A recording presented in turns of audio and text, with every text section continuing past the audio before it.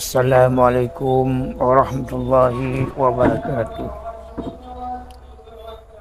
Bismillahirrahmanirrahim.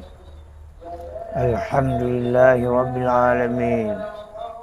Asyhadu an la ilaha illallah wa asyhadu anna Muhammadar Rasulullah.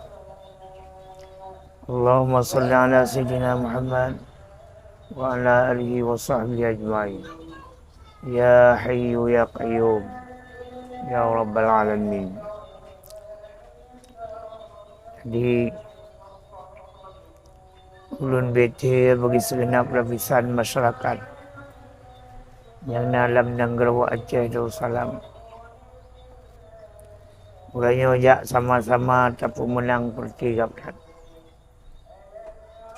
Ulun lakai, ulun gade, bakdro nu hai bangsa ulun. Wahai rakyat Aceh, jak sama-sama tapu menang pertiga pelat. Mangat tapu juang dengan cara bersama-sama. Jak tenaga petanya bercita-cita ingin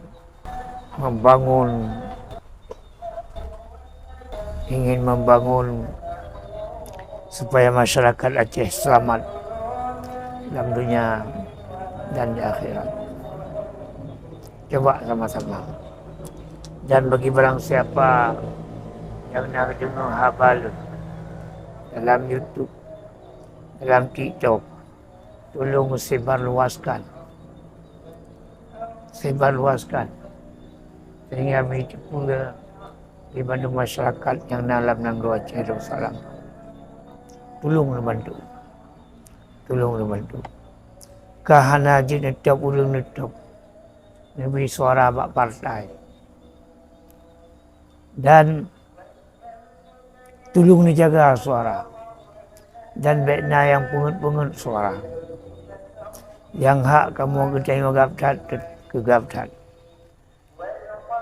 Baiknya mu pungut-pungut. Tolong dijaga. Dan yang nama pungut-pungut, dia akan tabib dalam keadaan mengganggu kau. Dia akan petaka kamu tengok ke dalam.